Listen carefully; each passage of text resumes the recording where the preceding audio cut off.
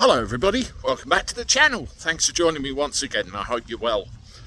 You know, I like to look at what these politicians say, what these politicians do when it comes to general election, and you'll find that they start promising loads and loads and loads of things if they get in, which they could have done in the first place, and seldom do they keep any of their promises. This is why manifesto is such a dirty word, because seldom does it come true.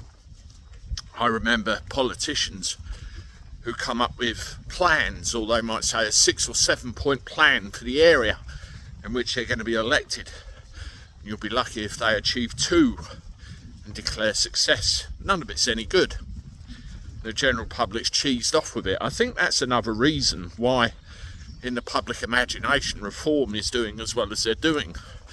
At the end of the day, if you want to escape this broken system, you have 2 choices: vote for something different or say you don't consent. Now, as it's said, the election's over. You look at all the polling figures, Labour are going to walk it. I can't see any other alternative. I'll eat my glasses if that happens.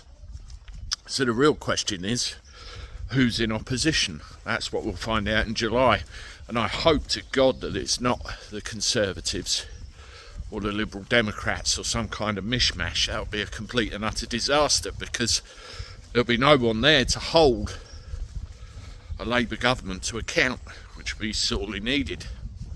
But going back to what politicians say and do, what really gets me is the way they try and relate to the likes of you and me, normal people.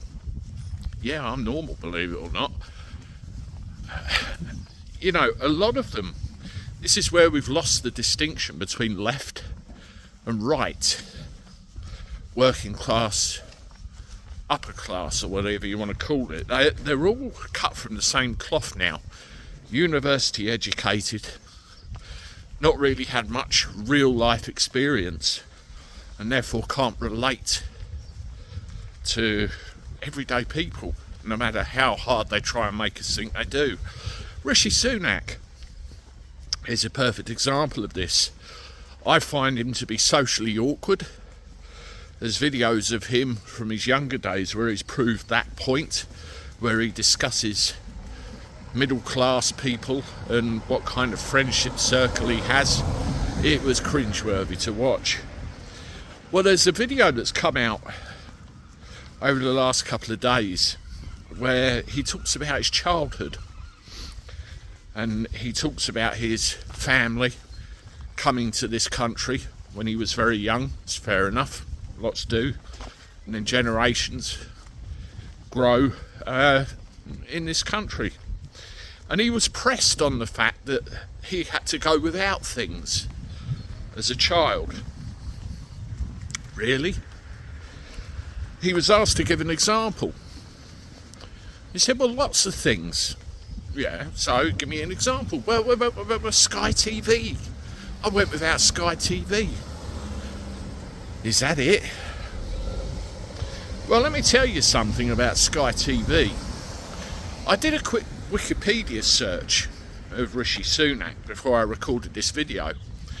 One thing I was particularly interested in was his date of birth. He was born in 1980. You know, I'm older than the Prime Minister. Not by much, but I'm older than the Prime Minister. And then I did another search of when Sky TV started in this country. 1990. I was 12, maybe 13 years old in 1990. I never even knew what Sky TV was. You see, a little bit of my history. My father was ex-army, and when he left the army, he joined the local police force in the area where I'm walking now. And they moved down here. I was born in the 70s. Grew up in the 80s and the 90s, and probably around the early 80s, it was about the time of the miners' strikes. My parents divorced. So then I ended up in a flat with my mum. So all of a sudden you've got a reasonably stable home, mother and father. Father's a police officer. Wasn't too bad to being in a flat with my mum just down the road. Yeah, we moved around a couple of times and before we finally settled, but yeah, I had to go without. You know, when the kids in my class had night trainers, I had high tech.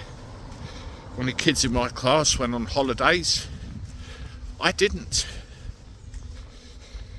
And one of the memories I have of childhood was Sundays in front of the telly in the lounge. Lazy Sundays, we used to call them. The Waltons, you remember them?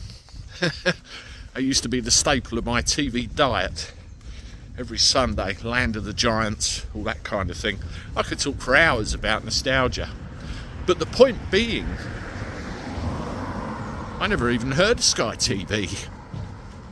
So, why would I go without something I'd never even heard of? When it first came out, I expected it was probably a luxury that not many people had. So did you really go without, Rishi? I don't think so. Let me know what you think in the comments. As always, hit the like button, subscribe to the channel. If you're on social media, I wouldn't mind a share. I look forward to talking to you again soon. Toodaloo.